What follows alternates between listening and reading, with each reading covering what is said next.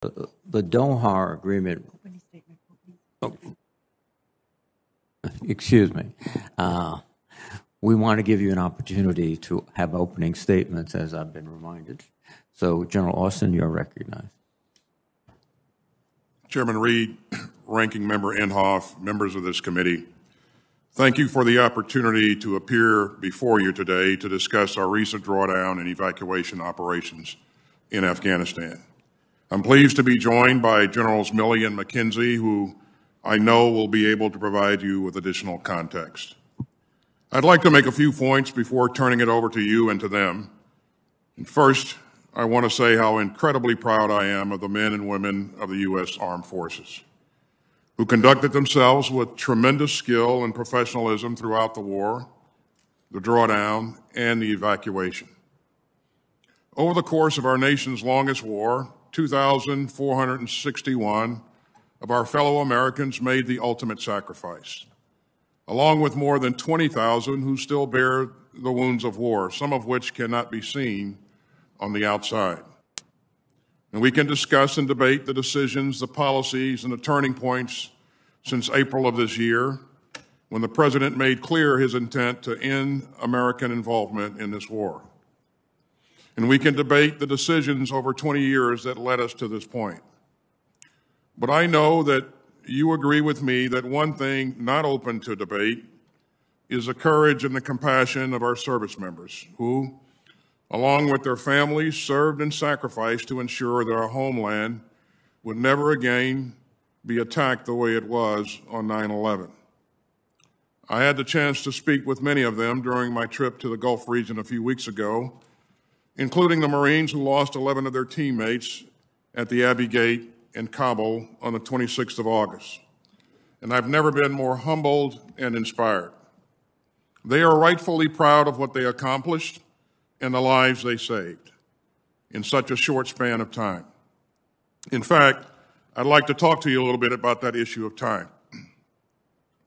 The reason that our troops were able to get there so quickly is because we planned for just such a contingency. We began thinking about the possibilities of a non-combatant evacuation as far back as this spring. Indeed, by late April, 2 weeks after the President's decision, military planners had crafted a number of evacuation scenarios. In mid-May, I ordered Central Command to make preparations for potential NEO. And 2 weeks later, I began pre-positioning forces in the region to include 3 infantry battalions. And on the 10th of August, we ran another tabletop exercise around a non-combatant evacuation scenario. We wanted to be ready, and we were. In fact, by the time that the State Department called for a NEO, leading elements of the 24th Marine Expeditionary Unit were already on the ground in Kabul. And before that weekend was out, another 3,000 or so ground troops had arrived, including elements of the 82nd Airborne. But let's be clear. Those first 2 days were difficult. We all watched with alarm the images of Afghans rushing the runway and our aircraft. We all remember the scenes of confusion outside the airport. But within 48 hours, our troops restored order and process began to take hold. Our soldiers, airmen, and Marines, in partnership with our allies and partners and our State Department colleagues, secured the gates, took control of airport operations, and set up a processing system for the tens of thousands of people they would be manifesting onto airplanes. They and our commanders exceeded all expectations. We plan to execute between 70 and 80,000. We plan to evacuate between 70 and 80,000 people. They evacuated more than 124,000. We plan to move between 5,000 and 9,000 people per day. On average, they move slightly between more than 7,000 per day. On military aircraft alone, we flew more than 387 sorties, averaging nearly 23 per day. At the height of this operation, an aircraft was taking off every 45 minutes. And not a single sortie was missed for maintenance, fuel, or logistical problems. It was the largest airlift conducted in U.S. history, and it was executed in 17 days. Was it perfect? Of course not. We moved so many people so quickly out of Kabul that we ran into capacity and screening problems at intermediate staging bases outside Afghanistan. And we're still working to get Americans out who wish to leave. And we did not get out all of our Afghan allies enrolled in a special immigrant visa program. We take that seriously, and that's why we're working across the interagency to continue facilitating their departure. Even with no military presence on the ground, that part of our mission is not over.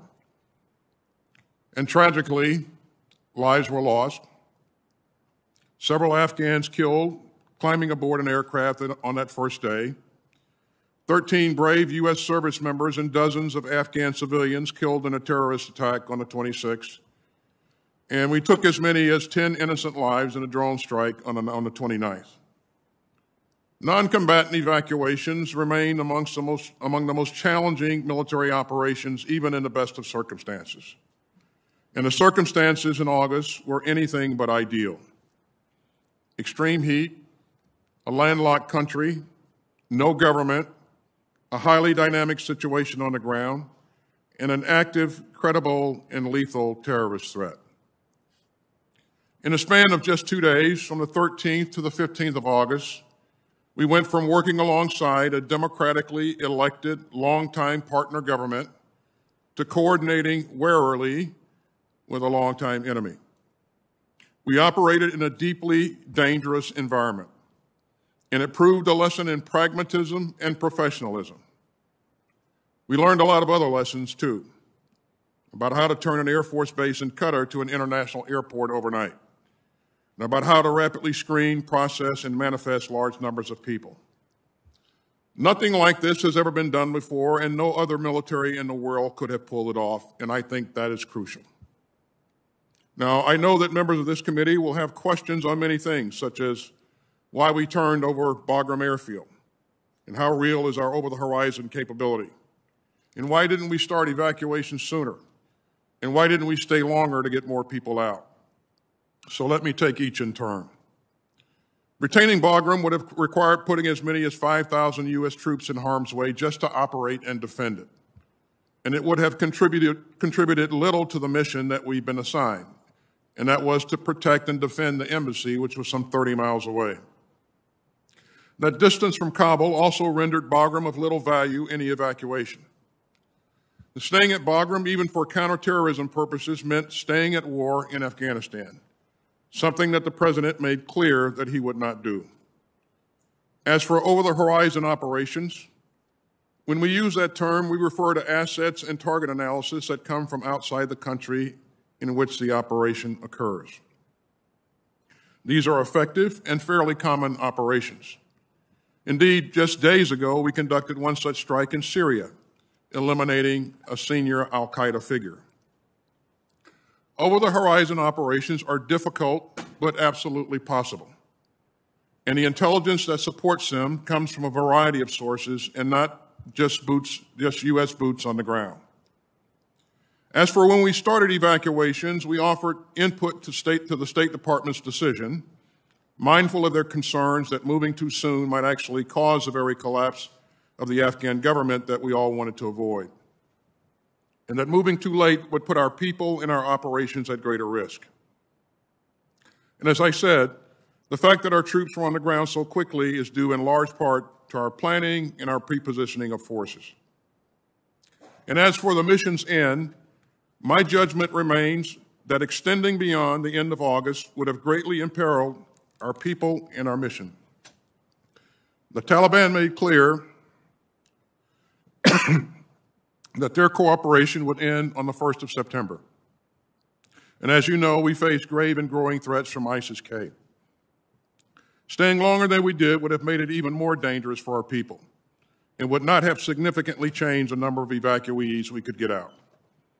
Now, as we consider these tactical issues today, we must also ask ourselves some equally tough questions about the wider war itself, and pause to think about the lessons that we have learned over the past 20 years.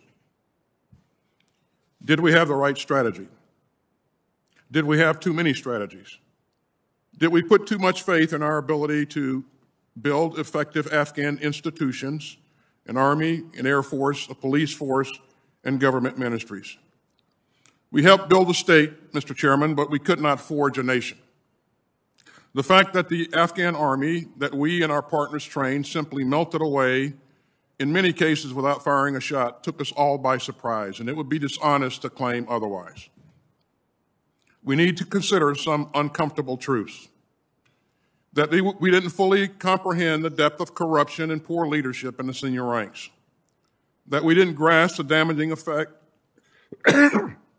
of frequent and unexplained rotations by President Ghani of his commanders. That we didn't anticipate the snowball effect caused by the deals that the Taliban commanders struck with local leaders in the wake of the Doha Agreement. And that the Doha Agreement itself had a demoralizing effect on Afghan soldiers. And finally, that we failed to grasp that there was only so much for which and for whom many of the Afghan forces would fight. We provided the Afghan military with equipment and aircraft and the skills to use them. Over the years, they often fought bravely. Tens of thousands of Afghan soldiers and police died. But in the end, we couldn't provide them with the will to win, at least not all of them. And as a veteran of that war, I am personally reckoning with all of that. But I hope, as I said at the outset, that we do not allow a debate about how this war ended to cloud our pride in the way that our people fought it. They prevented another 9/11. They showed extraordinary courage and compassion in the war's last days, and they made lasting progress in Afghanistan that the Taliban will find difficult to reverse and that the international community should work hard to preserve. Now, our service members and civilians face a new mission, helping these Afghan evacuees move on to new lives and new places. And they are performing that one magnificently as well. I spent time with some of them up at Joint Base McGuire-Dix Lakehurst just yesterday. I know that you share my profound gratitude and respect for their service, their courage, and professionalism, and I appreciate the support that this committee continues to provide them and their families. Thank you. Thank you, Mr. Secretary. General Milley, I believe you have a statement. Chairman Reed, Ranking Member Inhofe, and thank you for the opportunity to be here with Secretary Austin and General McKenzie to discuss Afghanistan. As you mentioned up front, we submitted matters for the record, a lengthy statement of this cut-down oral version, and I know it got to you late. During the past 20 years, the men and women of the United States military, along with our allies and partners, fought the Taliban, brought Osama bin Laden to justice, denied al-Qaeda sanctuary, and protected our homeland for 2 consecutive decades. Over 800,000 of us in uniform served in Afghanistan.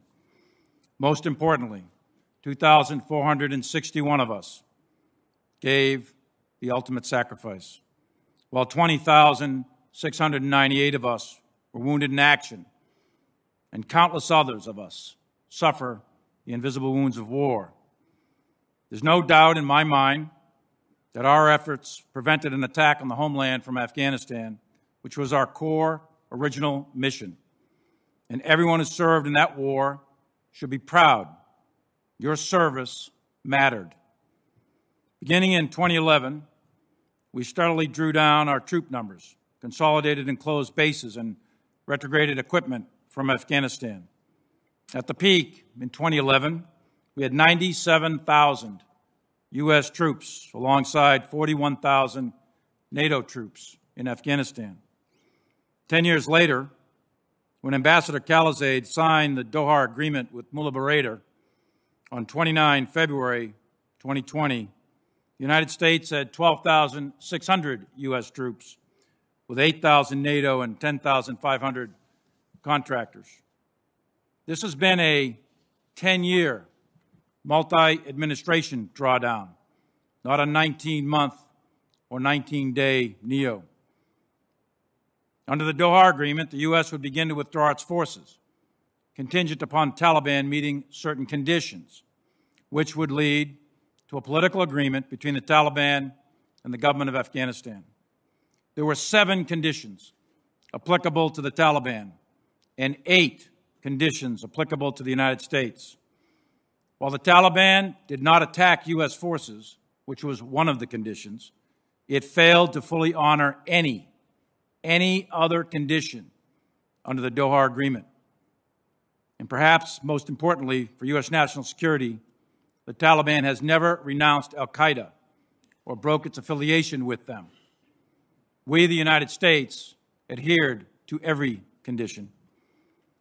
In the fall of 2020, my analysis was that an accelerated withdrawal without meeting specific and necessary conditions risks losing the substantial gains made in Afghanistan, damaging U.S. worldwide credibility, and could precipitate a general collapse of the ANSF and the Afghan government, resulting in a complete Taliban takeover or general civil war.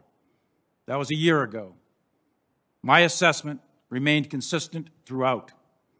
Based on my advice and the advice of the commanders, then Secretary of Defense Esper submitted a memorandum on 9 November recommending to maintain U.S. forces at a level between about 2,500 and 4,500 in Afghanistan until conditions were met for further reduction.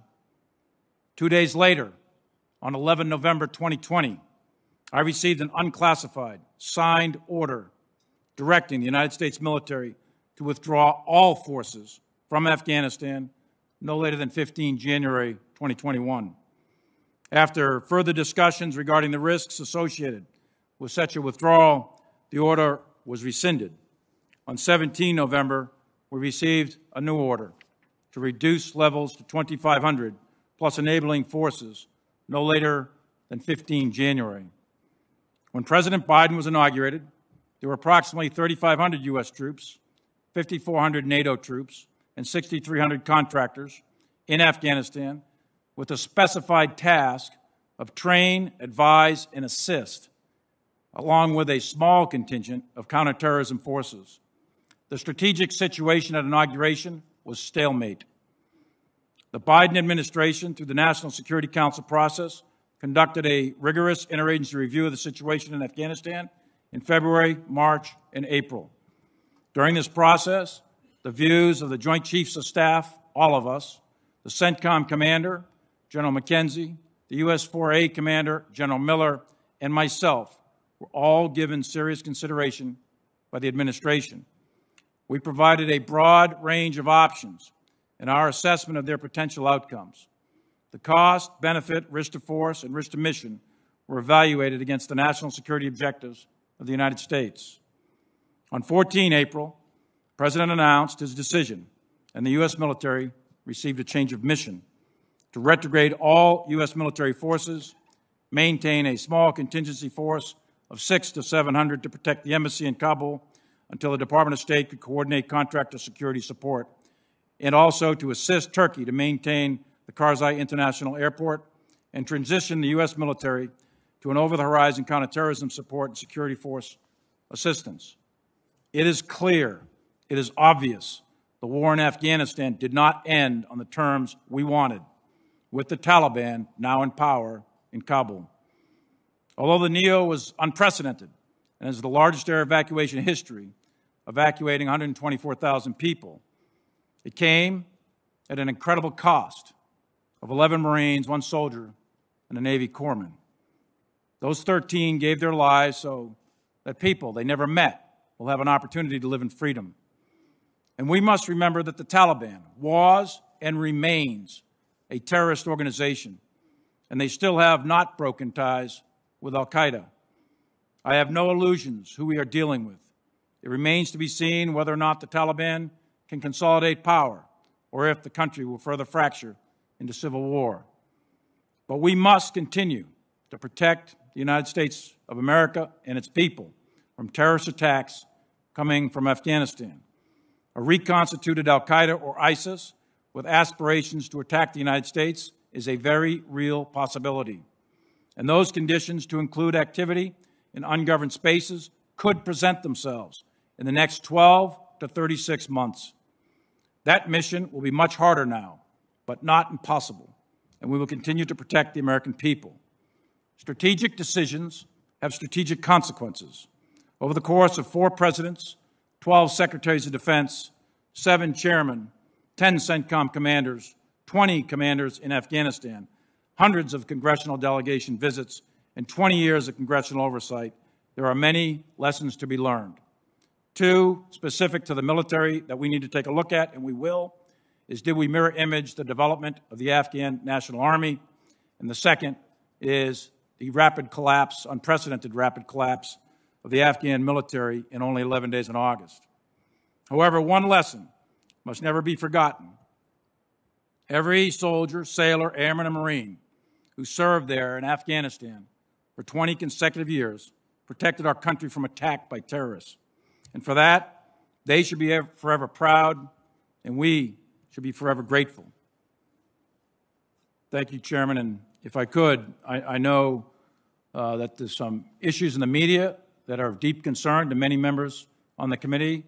And with your permission, I'd like to address those for a minute or two. Again, I've submitted memoranda for the committee to take a look at. You may proceed. Mr. Chairman, I've served this nation for 42 years. I've spent years in combat, and I've buried a lot of my troops who died while defending this country. My loyalty to this nation, its people, and the Constitution hasn't changed and will never change as long as I have a breath to give. My loyalty is absolute, and I will not turn my back on the fallen. With respect to the Chinese calls, I routinely communicated with my counterpart, General Lee, with the knowledge and coordination of civilian oversight. I am specifically directed to communicate with the Chinese by Department of Defense guidance, the policy dialogue system. These military-to-military communications at the highest level are critical to the security of the United States in order to deconflict military actions, manage crisis, and prevent war between great powers that are armed with the world's most deadliest weapons. The calls on 30 October and 8 January were coordinated before and after with Secretary Esper and Acting Secretary Miller's staffs and the interagency. The specific purpose of the October and January calls were generated by concerning intelligence, which caused us to believe the Chinese were worried about an attack on them by the United States. I am certain that President Trump did not intend to attack the Chinese, and it is my directed responsibility, and it was my directed responsibility by the Secretary to convey that intent to the Chinese. My task at that time was to de-escalate. My message, again, was consistent. Stay calm, steady, and de-escalate. We are not going to attack you. At Secretary of Defense Esper's direction, I made a call to General Lee on 30 October.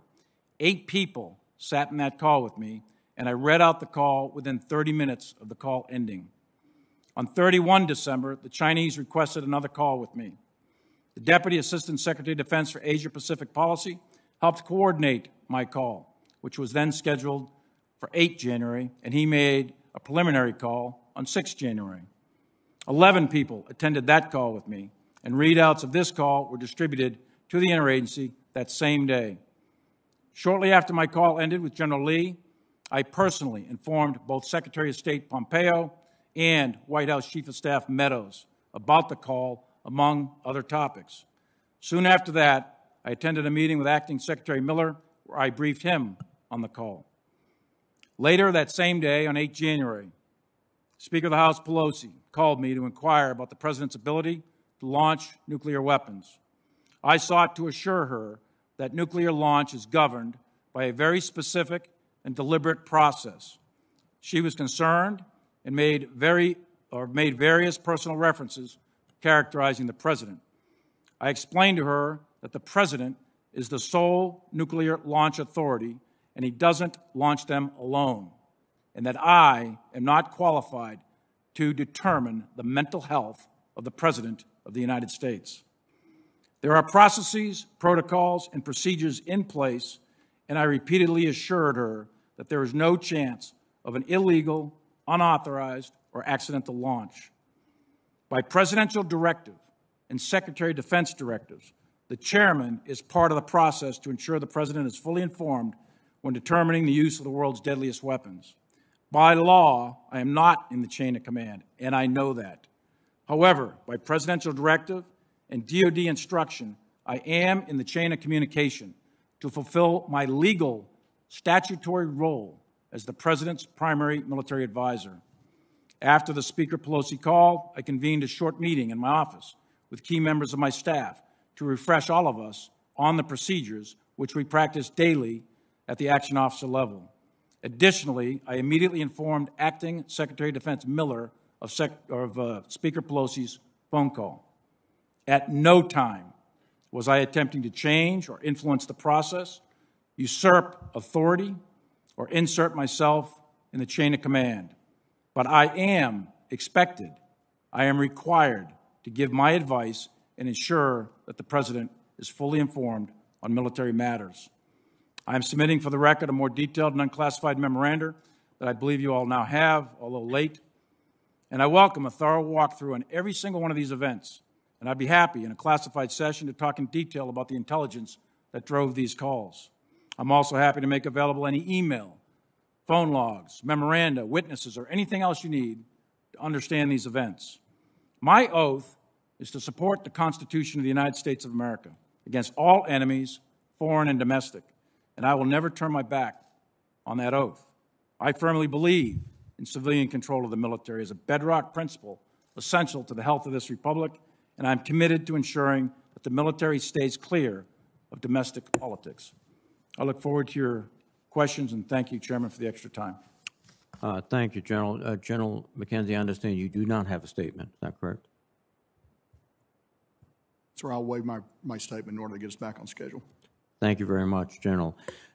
Secretary Austin, the Doha Agreement represents direct negotiations with terrorists, and not just negotiations, but an agreement with them that excluded the Afghan government and the allies who've been fighting with us now since 9/11.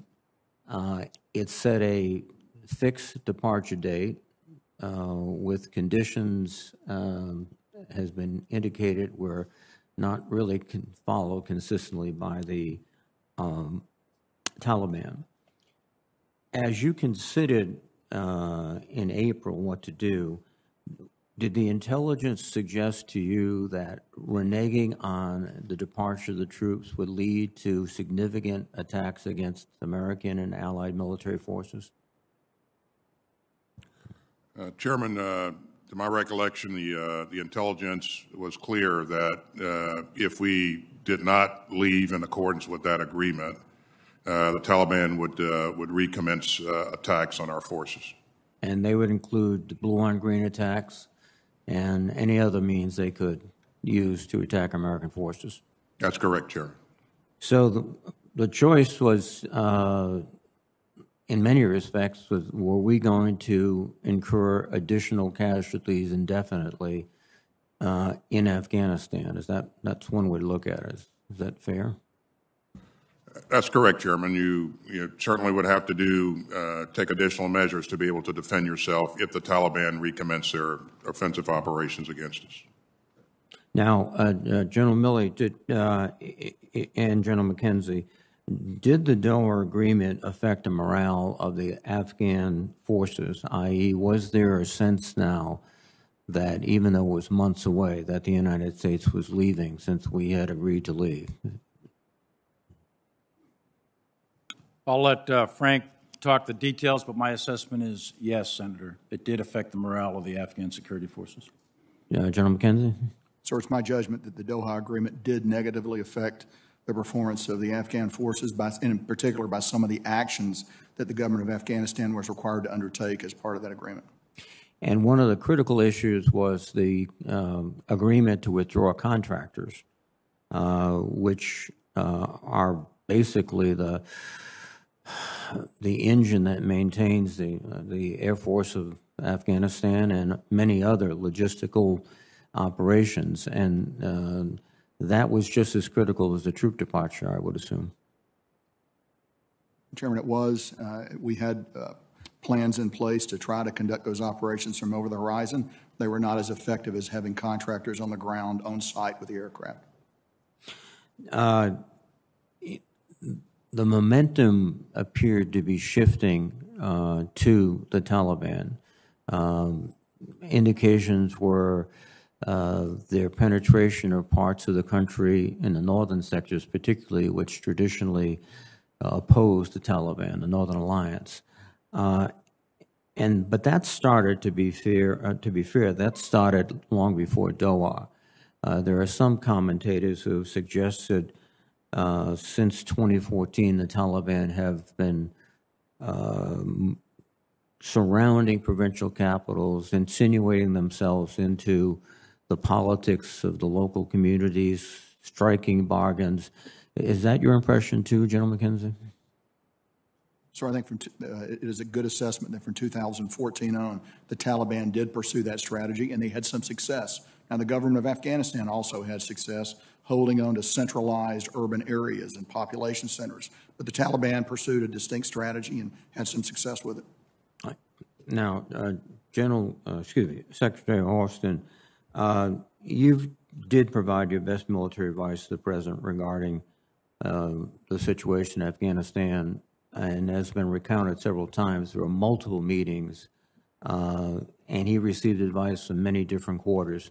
Do you feel that you had the opportunity to make your advice very clear? I do, Chairman. As I've said before, I always keep my my advice to the President confidential, but I am very much satisfied that we had a thorough policy review, and I believe that all of the parties had an opportunity to provide input, and that input was received. Thank you very much. Senator Inhofe. Thank you, Mr. Chairman. It was 2 weeks ago that we had a closed classified hearing. We had General Miller's recommendation at that time. Well, let me first of all just mention that during their confirmation process, you committed, and I'm speaking now to General McKenzie and General Milley, to give me your honest and personal views of this committee, even if those views were differ from those of the administration, and I'm confident that you will be doing that. During this hearing that we had, it was emphasized to us from General Miller that he was recommending the 2,500 troops in Afghanistan. Now, we didn't receive the documentation from your offices, I say to the witnesses today, until, well, actually 10:35 last night. So it really wasn't time to get into a lot of the details, but I'd ask General McKenzie, did you agree to the recommendation that General Miller had 2 weeks ago? Senator, again, I won't share my personal recommendation to the President, but I will give you my honest opinion, and my honest opinion and view shaped my recommendation. I recommended that we maintain 2,500 troops in Afghanistan. And I also recommended earlier in the fall of 2020 that we maintain 4,500 at that time. Those are my personal views. I also have a view that the withdrawal of those forces would lead inevitably to the collapse of the Afghan military forces and eventually the Afghan government. Yes, so I understand that. And General Milley, I assume you agree with that in terms of the recommendation of 2,500? What I said in my opening statement and the memoranda that I wrote back in the fall of 2020 remained consistent, and I do agree with that. This committee is unsure as to whether or not General Miller's recommendation ever got to the President. Obviously, there are conversations with the President, but I would like to ask, even though General McKenzie, I think you've all made this statement, did you talk to the President about General Miller's recommendation?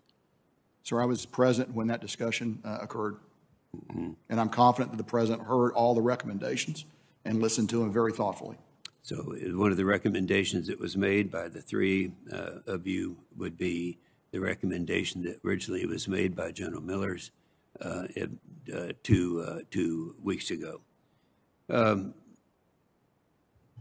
During the August 18th interview on ABC, George Stephanopoulos asked President Biden whether U.S. troops would stay beyond August 31st if there are still Americans to evacuate.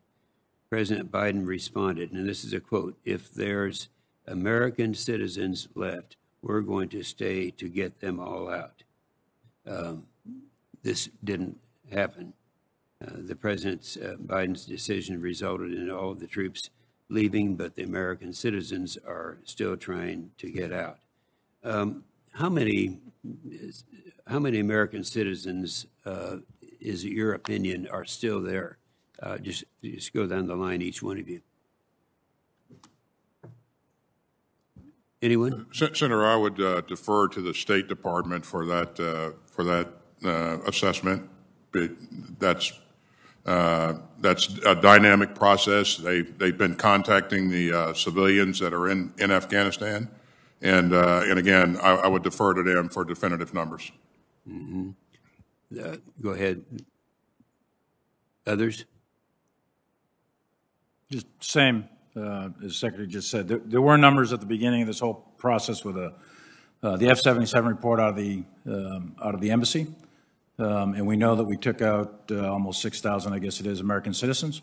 But how many remain? Okay. Do all of you agree that Secretary of State Blinken, when he made his analysis as to how many people would be here but would still be there, he talked about the 10 to 15,000 citizens left behind, and then evacuated some 6,000. That would mean a minimum of 4,000 would still be there now. Would anyone disagree with that?